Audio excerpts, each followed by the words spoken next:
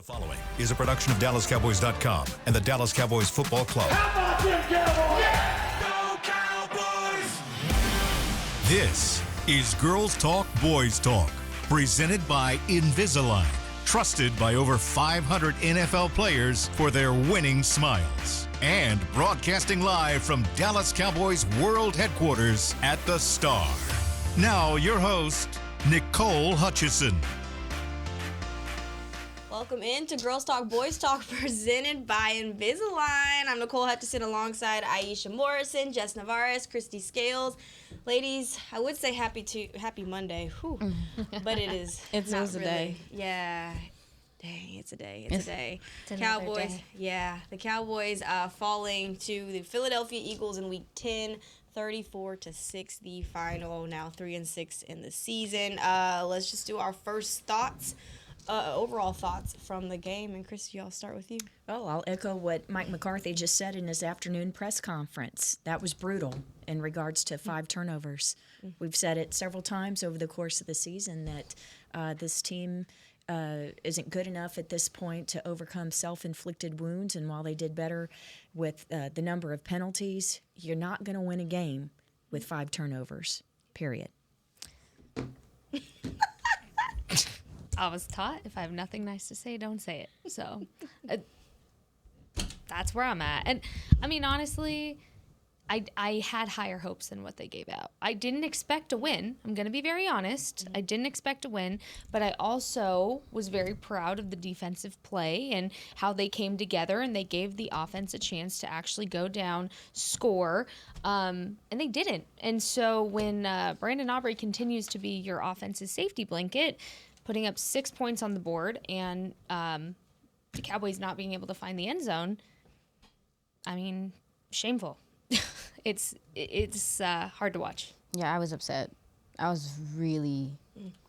This is one of the few games that truly upset me because, man, Mike Zimmer and what he put together, that half of football was clearly one of the best defensive efforts we've seen this season. But in general, you see him trying to figure things out. You see him coaching. Yeah. You see him trying to find favorable matchups with shifts and different things along the line of scrimmage. You got Michael Parsons back. That was a huge boost for you.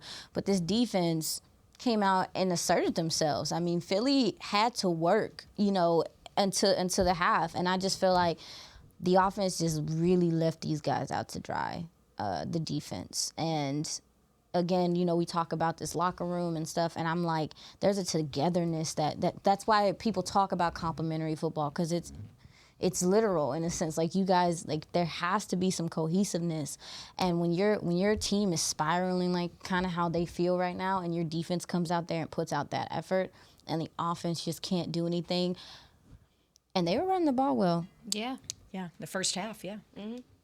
It just is so frustrating. And again, you talk about them doing well in the first half.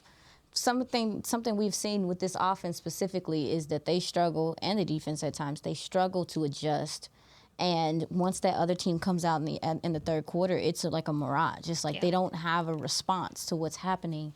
And I hated it for the defense specifically yesterday. I mean, they are the ones that are undermanned. They are the ones that have guys that are hurt. I mean, like, they are the ones, and you're seeing guys step up. Chauncey Golston, also Diggy Zua. You're seeing guys step up. DeMarvion Overshown.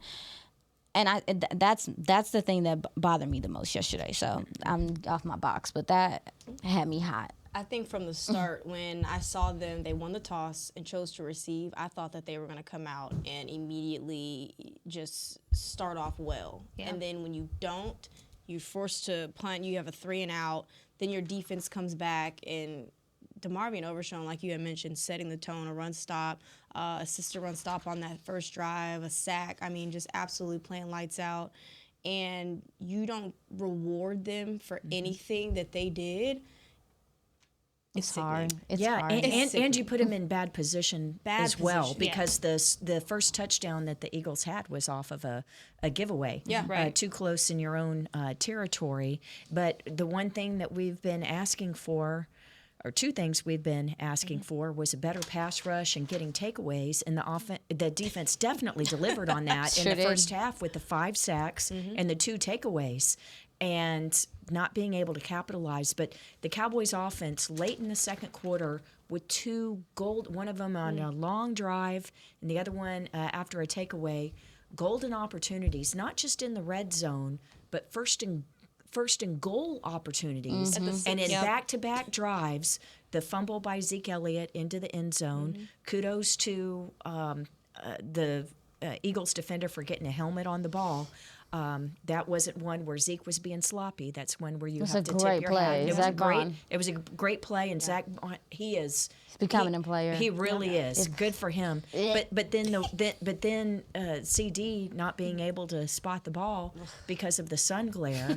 I mean, it's like that. Those 2 drives were kind of a microcosm, unfortunately, of the offense this season. Where just if something's going to go wrong, it just feels like it does. Very characteristic. No, what bugs me is that Philly did not play a perfect game at all. They had a lot of self-inflicted wounds. Yeah. You want to talk about that? Yeah. And you had an opportunity to capitalize off of that as your offense. And here's the thing. Defense was capitalizing on it. They were creating a lot of those penalties to really draw them up. And again, they were creating takeaways, getting sacks, tackles for loss. They were doing everything they needed to do. And it's frustrating because this is a game that they should have won, because Philly, again, as strong as of a football team as they are, as good as they've been playing, as together as they are, they easily could have lost this game with as many penalties as they had. They had, let's see, what was it, 7 penalties for 49 yards. And felt like more. That was like in the first few drives. Yeah, and that's their, let's see, 1, 2, 3. Third game with 7 penalties this season. So a highly penalized team for the most part. But at the end of the day, if you're not capitalizing off of it, you're wasting everybody's time at that point. And it's very frustrating, to Aisha, to your point. Yeah, when Mike Zimmer's trying to change things, and especially with Micah Parsons back, you would think that would be the boost of energy that the entire team needed, seeing that Dak Prescott wasn't in. Hey, you have your defensive leader back in. It was enough at first, and then the wheels fell off. Well, I mean, Cooper Rush just played a not good game. It was bad. I mean, there's just not a nice way to put it. I mean, there were times where he had clean pockets and things like that, and it just was. I was impressed with the offensive line play. I thought the offensive line did what they needed to do. I thought they played well. You see Rico Dowdle especially just getting into a groove. I thought he ran hard. I thought he ran decisive. And I don't know. I don't understand the thinking of wanting to pass the ball as much as they started passing the ball. I understand they were behind the sticks in a lot of instances, and that forced them to have to pass the ball a little bit more and stuff like that. But the defense, the Phillies, after their first touchdown, their next few drives were interception, punt, fumble, and then they had a touchdown. The Cowboys defense kept this game close for almost a quarter, like a whole quarter. They kept this game close. And quarters in football are long in real life. Like, they might go by fast to other people, but they're long. And I felt like there were moments in this game, and I've been saying this every week, like before the half, the Cowboys had the opportunity to go score. Should have been 17-7. It should have been 17-7. Yep. They had multiple opportunities to take advantage of spots, and it's just, again, everything feels so rushed. Everything feels so indecisive. Everything just feels so bundled up. And because even on the CD play where he didn't see the ball, do we confirm who he was throwing the ball to? To CD. Yes. Okay, that's great. Yes. But even so, Cooper confirmed that after the game. Okay, that's great to know. But even so, Ferg is in that window. Yeah, that's a spacing issue. Yeah. We talked about that all season. Yep. So it's just like, it's all right. This is where we are right now. It's like the exact same issues from Dak Prescott, who's your starting quarterback, trickled on to Cooper Rush. Of you're behind the sticks, you're forced to pass the ball, you rely on the run, but then you abandon the run because you can't stick to a run when you're in a deeper and deeper hole, going 3 and out over and over again. at this point, you don't have a Dak Prescott to bail you out. You have Cooper Rush, who Babe Loffenberg pointed out on the radio broadcast, Christy, on The Fan in the post-game show, how Cooper Rush didn't have any preseason playing time. And that could definitely have been something that absolutely contributed to what you see, because Trey Lance, of course, Trey Lance, as we saw, got the preseason playing time, but didn't account for if you actually needed your backup quarterback that you planned to be your backup quarterback to go in and play. When's the last time he played? 2022 in an actual game time rep? I feel like we said this. That's crazy. I feel like we said that preseason games should be used for, if it's not your starters, Your backups. Yeah, that's a good point. Christy, can I ask you something? When's the last time you saw a loss of this caliber? Oh, they're so much worse. They're so much worse. There is so much worse. Yeah. Are you sure? Oh, yeah, you're Oh, right. trust me. Like Trust the Green me. Bay game? That was With bad. 5 Well, turnovers? no, Christmas night in Tennessee, 10 passing yards. And less than 100 yards of offense overall and it was so cold. I caught the flu. Just make it and worse. Just it was Well, terrible. cheering We him were up. we were on our third quarterback. Anthony Wright started that game. It was a miserable night. We just should have, in softball or little league, you can forfeit. They should have just forfeited and saved Not Little the League. gasoline for the fuel for the team charter that night, and we could have been home for Christmas. And then there was another game against Philadelphia. Oh, this was back in the early Aikman years. I was not on the sideline for this one. I was the producer up in the booth, but less than 100 yards of offense. That was the game where Troy Aikman was sacked 11 times. Oh, my goodness. So believe me when I tell you, it felt bad. But there's so much worse that has happened could get with worse. this Okay. team. So Love that. that's why sometimes it's like, oh, Christy, you're trying to put sunshine on everything. I'm not trying to put sunshine on everything. I'm been telling through you, it all over I here. have seen a lot worse. That girl been through Bless it. you, Christy. Oh my Yeah, goodness. but what was very frustrating last night, and there were boo birds that came out, not just Eagles fans booing the Cowboys, but when they weren't going downfield, when they were dumping the ball off. And by the way, the third play of the game for the Cowboys offense, Cooper Rush did throw it downfield. That was the one to Brooks that was incomplete, Yeah. and it looked all discombobulated. They thought they had a free play on that. Yeah. The right end had gone into the neutral zone, Yep. and so Cooper's throwing it thinking that, okay, we've got the flag coming out here, free play, let me try one down the field, and then no penalty was called. And I say that not as an excuse, but just to tell you that on the sideline and Cooper Rush coming off the field and the coaches and everybody on the sideline asking the officials what the hey. So the goal... I'm sure they use those words too. Well, the goal, they did, yes. The goal in taking the ball, winning the coin toss, thank you, President Bush, who's a Cowboys fan, for flipping the coin correctly, and the Cowboys actually winning the toss. The goal was to establish, a rhythm with the offense, show confidence, but also let's do something and let's play with the lead. Yep. But instead, you get a 3 and out, so... yeah. Yeah, when you talk about Cooper Rush, the 49 passing yards, he didn't complete a pass over 10 yards on Sunday.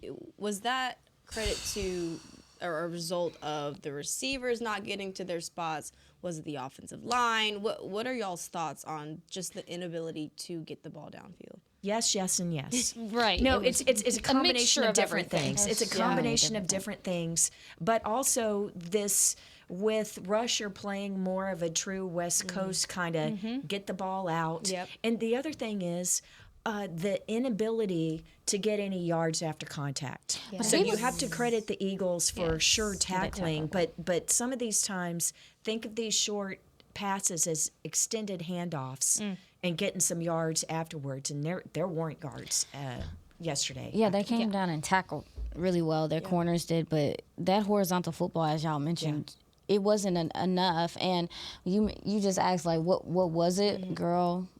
It was so many different things. I thought the offensive line played okay for the most part. You got some pressure from their right side. Man, that right side is struggling right now. Yeah. But you were getting some pressure from their right side. Obviously, sometime in the interior, I'm telling y'all right now, Tyler Smith took this matchup very personally. Him and that Jalen Carter. They were going at it. Y'all, it's us. There are things you have to find. Like now, because we going through this and we in the mud, that make you be like, okay. Like where I'm watching film and I'm smiling, I'm like, look at Tyler Smith. He is a grown man. He is a big boy now. Because you remember, he was a Nugget. So it's like seeing them battle back and forth in that interior, that was important. But I thought that the offense wasn't able to get anything going from a passing standpoint because, I don't know. I think it might be the preseason thing. The ball was coming out of his hand weird. You also talk about the West Coast thing. All the players talked about the ball coming out of his hand quick. They did. He sat with that ball in his hands for quite some time. Yeah. And again, when you watch it, it is separating. It is some of it is the windows and him not being able to throw with anticipation because he's not in a rhythm. To your point, Nicole, I thought that. To your point, Jess, I thought Babe's point that you brought up was such a good point about him not having preseason.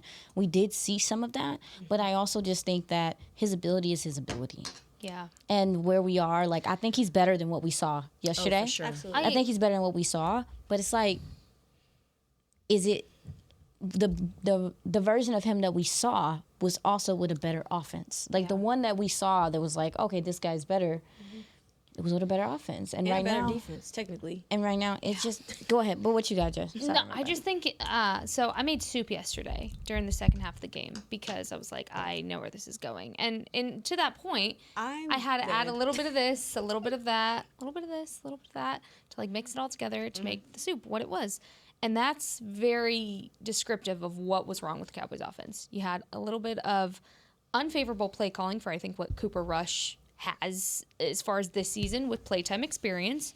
You have a little bit of lack of separation from your receivers. It seemed like a lot of miscommunication as well, and miscommunication with your QB2, specifically with your starters. You add a little bit of offensive line troubles, specifically Aisha, to your point on that right side. Oof, the amount of times I saw guys on their butt there. And then you have a little bit of quarterback I guess, confusion or Cooper Rush just being unsure, a little panicked and not composed. And honestly, you go back to even his mechanics, it was a little sloppy there with the basics. So to me, it was a soup of disaster from the offense that just was not setting anybody up for success. And my problem with it is there's such thing as game time adjustments and realizing, hey, what we're doing for Cooper Rush as far as this passing game is not working. Guess what? You're already too late because you're behind the sticks. You're behind. In general, you can't catch up. You have to force him to pass the ball, which he just was not ready to do. He was not ready to be put in that position. And I will say, to your point about bright spots and I guess silver linings, yeah, you had a Rico Dowdle that was hot. He was playing some dang good football, and he was playing it true Rico fashion, which you know and enjoy, but again, you can't keep running the ball if you're forcing yourself behind the sticks over and over again. And you're going 3 and out. You're not extending drives to be able to run the ball. Rico Dowdle, actually, I wrote down on third possession for the Cowboys. It was 1st and 10. He had like an 8-yard run, but he was bringing guys with him on that run. He was playing physical. Yes. So I love to see that from Rico. Assessing the running backs, though, real fast before we take our first break. What did y'all think worked? What did you like? I know Zeke did have the fumble in the red zone, but was there something that you could at least take away from that running game?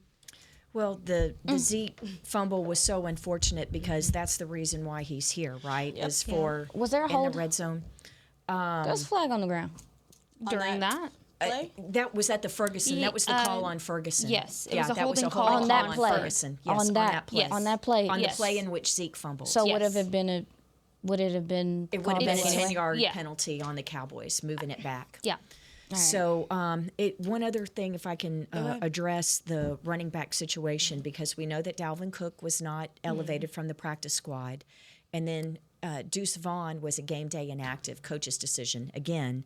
And the reason why, so you only had 3 running backs available if you consider Hunter Lipke, who's fullback and playing some tight end, as one of the 3 running backs. The reason why Deuce was inactive, coach's decision, was They needed more help on special teams, and that's the reason in terms of coverage for the special teams units. And so that's why Jalen Cropper, the practice squad wide receiver, was elevated on Saturday instead of Dalvin Cook, and why he was active instead of Deuce Vaughn off the 53-man roster, so that you could have help in your special teams. Interesting. It's About the run game? look, it's where it's at. Like it's where it's at, and that's no shade. Rico had a great game, and he keeps getting better and better the more you allow him to run the ball. But again, when you're going 3 and out, you're not taking control of the time of possession. You can only do so much with your running backs. Like, you are not putting this entire offense in favor of running the ball, because again, penalties, putting you it just, you can't run the ball under these kind of circumstances. You just can't, and it sucks, because I want to see. I'm gonna say it every week. You want to see more of it. You want to see a full 4 quarters of running the ball. You get Rico hot, get him running, and then I want to see, hey, our run game's open, pop Zeke in. That's what I would love to see. Is you do it that way. But again, you can't have that fumble. Zeke knows that. Everybody knows that, especially right there at the goal line. And honestly, it just shouldn't be that hard. But the way the ball came out, if you go back and you look at it, it was just the perfect hit to the ball. Where He put his helmet on it. even again, the most veteran player probably would have gotten that fumbled as well. So I can't even get mad at Zeke for it, because it was just a great play. It's almost like people on the other side of the field get paid to play good ball. Paid to play too. Yeah. You just need something from your receiving game, man. Yeah. You just need something from your passing game. You can't just, because what Philly did was like, oh, well, y'all are running the ball all right. Like, they're like, oh, you're running the ball all right. We're going to stop that too. They just committed to stopping it. And at that point, like, yeah, that's when you started getting behind the sticks and stuff, because they've definitely recognized that your run game was starting to get going to an extent. What frustrated me is that we can talk about Kalen Carson all day. He's not Quinyon Mitchell, but at the same time, they had rookie guys on the other side too. Yes. They had young guys on the other side too. They have a young linebacker core too. And you couldn't take advantage of any of those things because of your lack of passing game. So here's my thing. Like, we talked about Cooper Rush. Like, sounds like he's going to start this week. They also too just signed a third quarterback. And Welcome back. Okay. I feel like if you are going to have to lean on your run this much, if neither one of these guys can toss that rock around and you don't have faith in it, then I would start being a rushing threat, and that's it. And that includes RPO and those things, if you're picking up my drift. Yeah, and that's just where I'm at. Yeah, if you're going to, if you can't pass the ball, you need to have at least a multiple threat from that's why the Ravens offense is thriving. Like, so much of it is why they're thriving is the fact that people account for, doesn't matter, Lamar can pass the ball, obviously, like, we know that. But that RPO and run action threat is so heavy on people that they will commit to that. And that might open up your passing game. But, like, as of right now, yeah. Is it too late into the season? Well, no, you're not going to get it with Cooper Rush. No, you're not going to get it with Cooper Rush. That's what I'm alluding to. You're not going to get it with Cooper Rush. Y'all, I think it's important at this point in the season, what's going on, that they find some good. Yep. It doesn't matter how they find it. Yep. From the defensive side, you got Micah back. You see some other players coming along that maybe we didn't expect. Harvest that. If there's good things going on the offense, are you trying to? They have to figure something out to push some energy back into this team, because as of right now, there's a disconnect, and I just feel like you can't go out there and do this again. I'm sorry. Like, I just think offensively, the defense. I was gonna say Zimmer is that unit is coming together as the season comes along, which is to be expected with how different his system is. It just is. That unit's coming along. The offensive line is I think the offensive line is starting to gel a little bit more. Guys still getting their tail whooped individually sometimes, but schematically, some of the things are starting to work. And Rico is they're giving him cutback lanes. They're giving him opportunity to read the defense. He's taking advantage. Salvage what is good and just put that on the field. Just put that on the field. Go ahead. I know we gotta go. We're going to take our first break. Up next, we're going to lighten up the mood a little bit and talk about this defense and how well they played on Sunday against the Eagles. We'll be right back with more Girls Talk, Boys Talk, presented by Invisalign.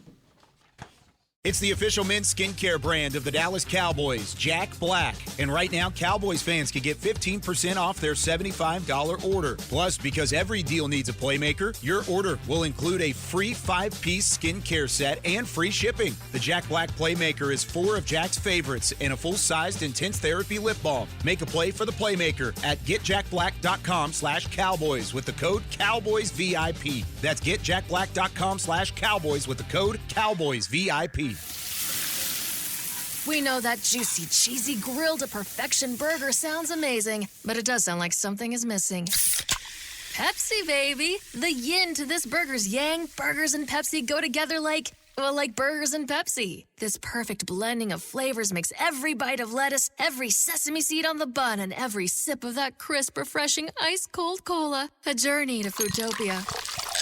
Burgers, better with Pepsi. That's what I like. At Jigsaw Dating, we obviously want the Cowboys to bring that 6th ring home. But to be honest, we're more focused on finding the person who will put a ring on your finger. That's why we created a dating app that reveals your face through meaningful conversation, so you can date deeper. Because it's personality that matters the most, not looks. Join Jigsaw Dating today, dating partner of the Dallas Cowboys.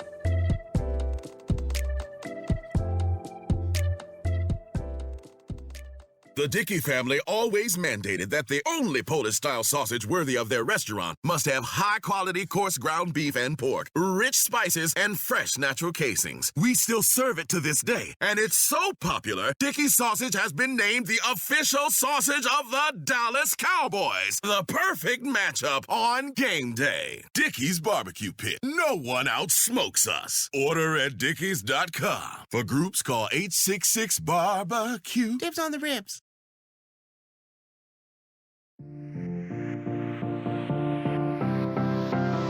When is the biggest boxing event in modern history? At Netflix and MVPs Paul versus Tyson and Taylor versus Serrano. Head to AT&T Stadium on Friday, November 15th, as international superstar Jake Paul takes on the baddest man on the planet, Mike Tyson. And don't miss Katie Taylor and Amanda Serrano's long-awaited rematch for the undisputed super lightweight championship. Limited tickets are available now at SeatGeek.com, the official ticketing partner of AT&T Stadium. In another life, I'm an international superstar. In this life, what are you talking about? That's a stretch. Maybe someday. All right, this defense, Mike Zimmer doing some good things on Sunday against the Eagles. You look at them on third downs, they were 4 of 11. That was 36%. Stopped the run as well. You talk about how they held Saquon Barkley to 66 yards rushing, which is certainly an improvement of what other opponents have been able to do. Do y'all think that this is just a question? I'm just saying this. Okay. Do y'all think that with previous weeks, of course, this defense has kind of had its ups and downs, but with that performance, specifically the first half, because you look at that was probably the best first half performance the Stevens had all season. Do you think that kind of solidified or saved Mike Zimmer's job when you think about everybody being on one-year contracts? No, I don't think Zimmer's job was in jeopardy heading into this game for this season. Okay. For this season. Think so? For the remainder of the season. For the remainder Absolutely. of the season. And you're saying remainder of the season? Yeah. Oh, okay. Well, it's a one-year contract, so. No. She said. I think she's saying for next year. Yeah. For next for year. next year. Yeah, for next year. Do you think that this was a game where you now say, okay, we see what Zimmer can do? Has that solidified him TBD. for next year? Okay. I would say TB. I would say do it again and again and again times what? 8, 7? 8 more games. Times 8. And then we'll talk about it. I don't know. It's just been difficult to evaluate his system in general because he has so many things. There are so many things that he needs that he does not have. Mm-hmm. So, I mean, yeah, you are kind of getting some guys back in the secondary and stuff like that. But, I mean, as far as the front seven goes, DT. I thought Mozzie played a little bit better yesterday. Yeah, and Osa. Zimmer talked about that. He said that the defensive line was better coming off the ball, and you saw it reflected in the stops on Saquon Barkley. Yeah. I mean, Did you see the same? Yeah. No, I mean, Chauncey Golston had a hell of a day. He really did. Listen, One thing about Aisha, she's gonna yap about Chauncey. No, and again, here's the thing: He is like, deserves it. I a wish great that it game. was a bias. It's not. Like for me, it's just, again, like we are at this point where everything feels like it's going wrong, and we can like look at this defensive scheme and be like, oh my God, I hate it, or I don't like this, or whatever. But then there's that one guy. It's those two guys that have been waiting for their moment to have a shot. The injuries, all the things that happen to the edges, extremely unfortunate.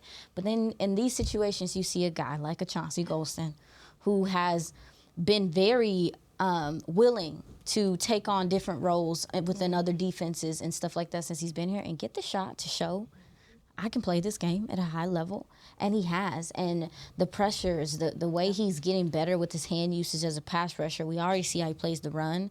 It's just really dope to see from a football standpoint. My football heart was happy yesterday. Yeah. But, yeah, like the defensive line, Carl Lawson, all those guys, Micah Parsons, you saw a little glimmer of what a Zimmer system can look like with guys. With the scheme working and with the players that he needs in place to do those things. Maris Lulafau did some good things scraping. That's what he's doing. He's the guy that really draws a lot of attention because he's so fiery, and the other guys are able to navigate because of him.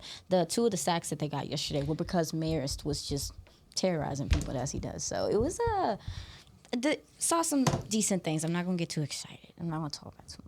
What I will say is two guys you mentioned, which is Osa and Chauncey, they're on contract years. You want to talk about final years left on their deals? There they are. So essentially, guys like that are playing for a bigger contract, which you always want to see a player-friendly contract from guys that work their tails off. Those two guys have kept that line afloat this season, giving even just a fighting chance on the defense. And those are guys that we came into the season very high on because they're very underrated players that don't get mentioned. They're not the flashy Micah Parsons names or even now Demo, but they have done the grunt work and dirty work, even overcompensating, I feel like, at times for this defensive line and the youth within it. But they are on contract years, so they will be free agents next year. And we'll see how this bodes out for them in the offseason. We saw Trayvon. Yeah. And the one thing that Zimmer wants to see, because he did praise the defensive line's play against the run, saying it improved, but he also talked about the lack of pass rush discipline from the defensive line, and that's when you're going after Jalen Hurts with the rushing lanes, and 56 yards, 58 yards rushing. Contain they lost contain, and Jalen Hurts is experienced to know that when the Cowboys defense is man-to-man coverage, that if he can get past a pass rush that's not disciplined and opens up a lane, then he can take off. And I think he had his longest run of the year. There was one that was 30 yards, and it's because the defensive backs, the safeties, they're turning and they're not looking at Jalen Hurts. They're chasing the receivers down the field or across the field, and so it's wide open for Jalen Hurts. And so we talk about the pass rush being better and the fact that they had 5 sacks recorded in the first half.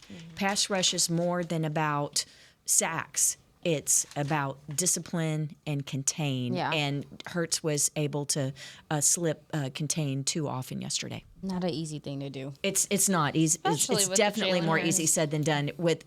That's what makes Hurts such a threat. It might have been. I know you did point out the undisciplinedness of that pass rush, but I still think that, and I'm not disagreeing. And it's not every play. It's just a few times, but they were able to take advantage. For sure. Yeah, for sure. But no, I was also impressed with the pressure that they gave Jalen Hurts, making him a little bit uncomfortable. And you look at the numbers; he was pressured on over half of his dropbacks against the Cowboys. And so something that has been preached about is the fact that they have not been able to just disrupt quarterbacks this season. So I think that was also a nice step in the right direction. Michael Parsons effect. Man, yeah. It's a real thing. Yeah. Is even not only from just a football standpoint, but you have a Micah Parsons on the field, that should fire you up as a teammate. And I think you could just see it. It felt lighter, like a little weight was lifted off. Demo was like, hey, I can do what I'm here to do. I mean, looking like the Flash out there pretty much. But when you have a guy like Micah Parsons back, Aisha says this all the time. There's just some guys you cannot emulate their presence on the field. And guess what? The Eagles had a scheme against him. And even then, he said, Lions hungry, Lions been sitting, Lions going to pray, and he sure as hell did. So Micah Parsons' effect is a real thing. The secondary? Yeah, I was going to ask about that. Yeah, Kayla getting benched. Listen, I'm Pop my bubble. I was going through my little joyful Glenda bubble from The Wizard of Oz, and you went, I'm sorry. That show was like Wicked Witch of me, my bad. Kalen Carson had a tough day at the office, as we saw. Israel McQuamo ended up coming in for him. It's weird with me with Kalen because I remember the film I watched. I'm sure there were a lot of people really high on him and his ability. His confidence is something that stood out to me. I mean, the first line on my film notes from him is just the confidence and the chippiness and things. And I will say in this scheme, I always looked at Kalen Carson as someone that could play his own scheme, but was a guy that was like in your face, man, get up in you, or whatever. And I know that's the easy part of the game, right? Like that's not for a lot of guys. It is zone work and stuff like that is something that does take some cerebralness to do from the corner position, but he was getting killed on double moves yesterday, and we've seen Trayvon Diggs struggle with that. It's one of the harder things to defend, but you have to be disciplined. And so I'm really curious. Like, obviously they benched him. I'm very curious of like what things look like for him moving forward, as far as how do you with corner, because we know how corner is. It's like they lose confidence, and sometimes guys don't get it back. Like, or how do you instill confidence in him, or what do you? Oh my gosh! Do you hear that? Congo. Sorry, guys. Congo's snoozing over here. Oh, yeah, my service dog over here. Actually, happy Veterans Day to all of our veterans. Yes. We appreciate y'all. Yes. My kid is down here snoring up a storm. Like, what was that? But someone was doing some construction work out here. Bro, you've been working him. He tired. Tired of you. Listen to that snore. Oh my god. That was a grown man snore. He is a grown man. It's a 95-pound dog. But I'm worried about that. Yeah. I am, because I like the player. I understand why the player was brought here. I think I have an understanding of the player's ability, but it's hard to see him kind of in this rough spot, coming off the shoulder, having to play. Like, I don't think he has a choice. I don't know how that is right now, but I feel like he has to play right now, and he's taking his lumps and stuff. Some young corners can bounce back and deal with that. Some young corners struggle with it, so it is something I'm keeping an eye on. And we got a Trayvon Diggs pick, and the pick was actually him doing nice Trayvon Diggs stuff where he was not where he was supposed to be, and it could have went really bad. But it was good because he has some of the best ball skills in the game, and he read Jalen Hurts the whole way. I think with Kalen Carson, he's coming in at like one of the worst times. I heard as a DB. All of them I heard for yes, them. These young guys. Yeah. Because again, you're going through a scheme change, and you're right in the middle of this is what I'm learning, but I'm also like hearing my teammates around me kind of adjust with me, and you're not in a scheme that the guys around you are necessarily comfortable with. So it's not like you have a situation where they feel comfortable in what they're doing so they can sit there and coach you up as your teammate, because it kind of just also feels like they're all still learning. And, you know, something Zim said right now in his press conference was it's not necessarily a knock, but you don't always know what you have going out of training camp. And I think that's what you're saying, is Zim's had to do a lot of adjusting and really evaluate what he has on this team. Not what he thought he had when he came in and took the job, but what you're actually working with, where these guys are, and especially a guy like Mozzie. That's no easy feat to take a guy like Mozzie from where he was and get him to continually grow. So that's just one individual circumstance. I just feel like guys like Kalen Carson, especially the DB position, is such a difficult position to learn, and especially at the NFL level, he is coming in at the worst time. He could have come in and tried to be an elite player. No doubt, I think, as far as your concerns of his confidence, the conversations I've had with him, this is his whole life. Yeah. I mean, he showed me videos of him playing Little League on YouTube of little nicknames that he's always had because he's always just felt like he was going to be an NFL player. You're talking a guy that manifested this, that dreamed of this, and not saying not all of them do, right? But this is his entire being. Kalen Carson is that guy that when you think of a football player and just the story of him getting here, it's a great story, and he's not willing to let it go to waste. So for me, he's going to grow confidence. I just think, God, the circumstances around him really are the most unfortunate they could be for a young player that has a lot to learn. Al Harris is very confident in him and has been very supportive of him. I remember how giddy he was at the pick in general. Yeah. I remember when he came in here and talked to us on the draft show, and he lit up because, again, when we evaluate, I know the coaches, like when they watch his tape, they see a confident, feisty, physical player. This guy's struggling with tackling. This guy's struggling in coverage. I've seen good corners, young corners, go through their first year, and it just be hard for them. So I'm really hoping that whatever happens, that he's able to get the mentorship and things that he needs, because I think he could be a good piece for the team. But it shucks because A.J. Brown worked that young man yesterday. I mean, in several different ways across the field. So, I just want to talk about the secondary a little bit. I still don't know what the safeties are doing half the time. I'm not gonna lie to y'all. I'm not trying to be mean. I'm not trying to be anything. I'm just saying there's a couple times too, where you're in man, but the Yak and AJ Brown just cutting up field and stuff, that's also bad angles from your safeties as well to help out that young corner. So. All right, well, we got to take our second break because we went over on our second segment. We'll be right back with more Girls Talk, Boys Talk presented by Invisalign.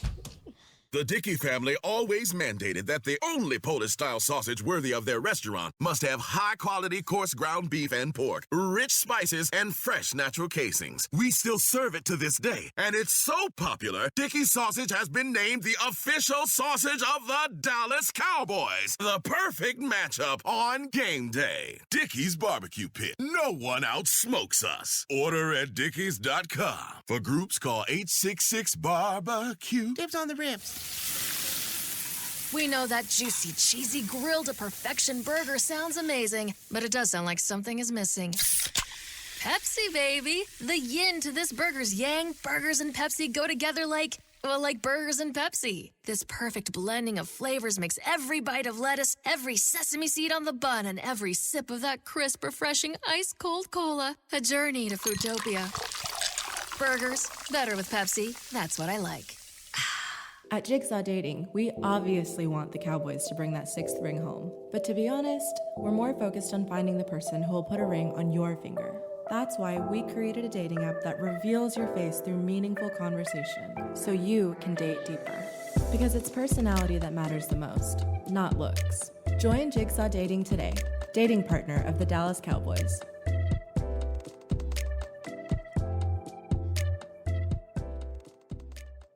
It's the official men's skincare brand of the Dallas Cowboys, Jack Black. And right now, Cowboys fans can get 15% off their $75 order. Plus, because every deal needs a playmaker, your order will include a free 5-piece skincare set and free shipping. The Jack Black Playmaker is 4 of Jack's favorites and a full-sized intense therapy lip balm. Make a play for the Playmaker at getjackblack.com/Cowboys with the code CowboysVIP. That's getjackblack.com/Cowboys with the code CowboysVIP.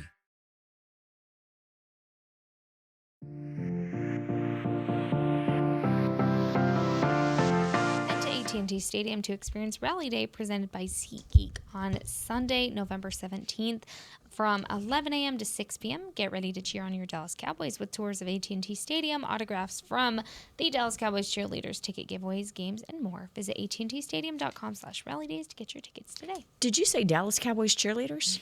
Of course I did. Well, I would like to share some good news, if I may. About 3.5 hours ago, it was officially announced, what we've known because the Netflix crew has been filming us since before auditions, but season 2 of Netflix is official now. It'll be We don't have a release date yet in 2025, but smash international hit since the season 1 dropped on Netflix. 7 episodes, an hour each, dropped in late June and went to number 1 in the world in just a few days, and such positive feedback. And The way I binge watched Yeah. that was Yeah, crazy. it was good. It was a good show. It was so very we good. so we don't have to be coy about it anymore. I can say, yeah, It's out season in the 2. open. All right, ladies, real fast before we wrap things up. Okay. If you're the Cowboys right now, how do you move forward? Y'all don't want my answer. No, there are things to build from Yeah. from Sunday's game. And I hate to be cliche. No, Say no. I want to hear what you got to say, Mama. no, it's true. Yeah. You really do. There are ways to win these things, and if you can win the turnover battle, Yep. and they did better in terms of eliminating or reducing the amount of mistakes in terms of penalties. Yes, ma'am. They improved in pass rush. They improved with a couple of takeaways. So, literally, I'm sorry to be cliche, No, but it is one at a time, because if you do anything else the rest of this season, first of all, as a fan, you're going to drive yourself crazy. Yeah. But you absolutely cannot take that approach as a player or a coach. Well, I talked to Demo about that. I asked him this question, and he was like, "You just have to act like it's 0-0 every game, because they've tended to try to think ahead too much, and now it's kind of like, okay, draw back some, focus on one game at a time, and then move forward." That's what he told me. I'm like, all right, well, hopefully that works too. Go ahead, Jess. What do you do? Find a way to win. Yeah. Find a way to win with what you have. You know, for the foreseeable future, Dak Prescott is not going to be in the game. We still don't know exactly the extent of the injury, what the plans are there. We're still waiting on that. But for the foreseeable future, you have Cooper Rush. Play to his strengths. Figure out what exactly, and I'm talking pinpointing. I want him to sit there and watch that film, pinpoint every single thing he did wrong, learn from them, turn around, be the veteran backup quarterback that you are, and learn from it. Find a way to win. Find a way to get that running game going, because you don't want Cooper Rush to be a pass-heavy quarterback. It's just not going to work for a guy like him. Find a way to get your run game going, which, God, we've been begging all season, but do it now because you don't really have a choice anymore. And defense, I want to see it keep growing. This, to me, should be a starting point from what you could continue to do. Like we said earlier, do that times 8. And then we'll talk about what the true identity of this defense is. Until then, I love you, Brandon Aubrey. I don't want to see you anymore. I want to see guys in the end zone. I want to see them scoring touchdowns and not making mistakes that make it feel impossible to score a touchdown. That's what I want. I don't know if we can get it, but it's what I want. Please. Just win. I'm sorry, Please. y'all. I know. Please. I know. I'm trying to be positive. Now I was laughing because on the TV, Will Levis was pointing like he was about to make a pass. He got lit up like, Will, what are you doing, Bob? The two main things I would do, you guys have already mentioned defensively. I already said that I think that they are, as the season goes on and they're getting guys back and stuff, they're just going to look more improved by default. Pass rush, woo, like completely. Turnover, surprise. But I will say on the offensive side of the ball, I've been listening to Brian Schottenheimer for the last 3-4 weeks. And I just think that there's some things that he can do with this offense that might help the offense. So I would take a look at maybe allowing him to, I don't know what his input is. I don't know what his input is. I don't know what his full input is. I just hear him talk about the game, and the way he talks about the game coincides with some of the things that I think that you need to be doing right now given the situation that you are in. So I would consider that. And I would also, I'm sorry, y'all, like, I think Cooper Rush could perform a little bit better, but I think this is what it is. Yep. Okay. On that note, this has been a great show, guys. You didn't say what you want to. Yeah. Yeah. What's yours? How do you move forward? I mean, it's straight like that as far as taking it one game at a time, like Demo said. I think you use what you did well and try to build off of it, like Christy said, and just put the past in the past. I mean, there's nothing really you can do. You can't take nothing back. But as far as those turnovers, baby, the Lions won with 5 turnovers. Again, you don't want no damn 5 turnovers. Excuse my language, but you don't want turnovers in your games. But the Lions can do it. They show some grit. I need to see some more fight. Like From the offense, for sure. For the offense, like for sure. There's been none of that at all. So yeah, I want to see them take what you did well, see some more grit, and just clean those things up. Like this, you're at week 11. There's no reason why we should be having this issue my at gosh. week 11. To say that out loud, There's 8 games to go. Rough. why would you say that? It's true. That's a long The way she said it. A lot of opportunities to improve. That part. No. Hopefully. Wow. I guess the optimism is there. All right, ladies, this has been great. On that note, signing off. Nicole Hutchison, Aisha Morrison, Jess Navarez, Christy Scales. We'll see y'all back here tomorrow for Girls Talk, Boys Talk, presented by Invisalign. This has been a production of DallasCowboys.com and the Dallas Cowboys Football Club. How about this, Cowboys? Yeah!